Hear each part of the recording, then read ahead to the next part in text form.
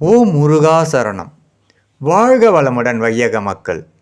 அப்பன் முருகன் அருளால் சகல செல்வங்களும் பெற்று வளமுடன் நலமுடன் வாழ எல்லாம் வல்ல அப்பன் முருகனின் அருள் அனைவருக்கும் கிடைக்கப் பெறுக. நாம் வாழும் வாழ்க்கையில் பிறப்பிலிருந்து நாம் கடைசி முதுமை காலம் வரை எப்படியெல்லாம் நம்மளுடைய வாழ்க்கை நகர்ந்து செல்கின்றது என்று கிருஷ்ணரின் விஷ்ணுவின் 10 அவதாரங்கள் உணர்த்தும் புராணத்தை நாம் இப்போது பதிவு செய்யலாம். விஷ்ணு முதலில் எடுத்த அவதாரம் மத்ஸ்ய அவதாரம். மத்ஸ்ய அவதாரம் என்பது நாம் முதலில் தாயின் வயிற்றிலிருந்து இரத்தமோடு இரத்தமாய் நீந்தி வந்து பிறப்பதே மத்ஸ்ய அவதாரமாக, அதாவது மீன் அவதாரம் என்று புராணம் உணர்த்துகிறது. இரண்டாவதாக கூர்ம அவதாரம்.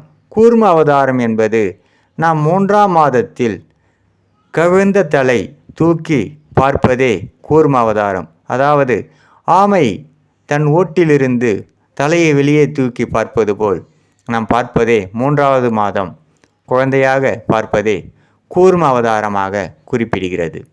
அவதாரம் என்பது நாம் 6வது மாதம் முட்டி போட்டு 4 கால்களில் நிற்பதே வராக அவதாரமாக குறிப்பிடுகிறது.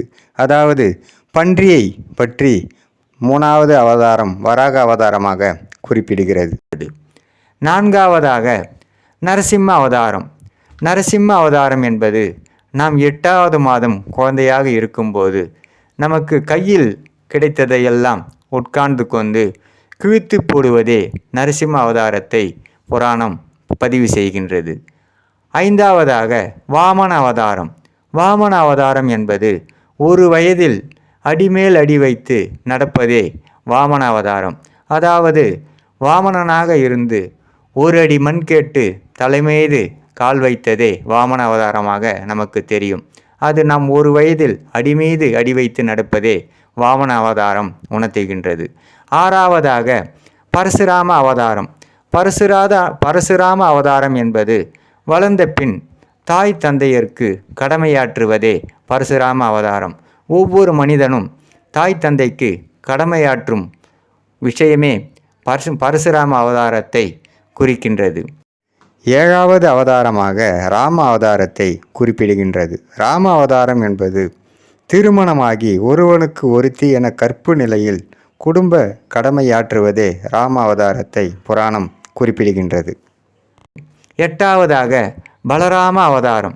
பலராம அவதாரம் என்பது இல்லறவாசியாய் உடன் பிறந்தோர், சுற்றத்தார், ஊரார், உலகத்தோர் இவர்களுடன் சென்று கடமை ஆற்றுவதே பலராம அவதாரத்தை பதிவு செய்கின்றது.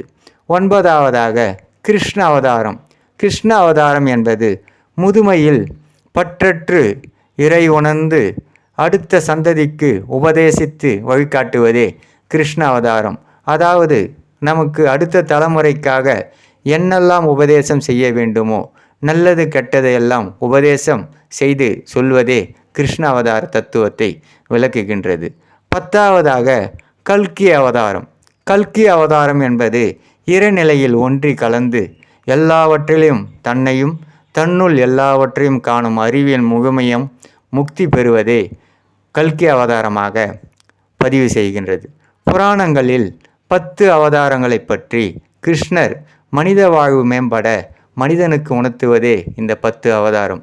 இந்த வாழ்க்கையில் நாம் எந்த நிலையில் இருக்கிறோம் என்று பார்த்து இதுக்கு பிறகும் அடுத்த நிலை கட்டத்தை நாம் வாழ்வாங்கு வாழ்வதற்கும் மற்றவர்களுக்கு வழி நடத்துவதற்கும் இந்த 10 அவதாரம் நமக்கு ஒரு முன் உதாரணமாக இருக்கும் என்று இதன் பிரகாரம் நாம் நடந்தாலே நாம் இறையருள் பெற்று இறை பணியோடு நாம் இருக்கும்போது எல்லா செல்வங்களும் நம்மை வந்து சேரும், சகல சம்பத்தும் கிடைக்கும். அப்பன் முருகனருளால் இப்பதிவை பதிவு செய்கின்றோம்.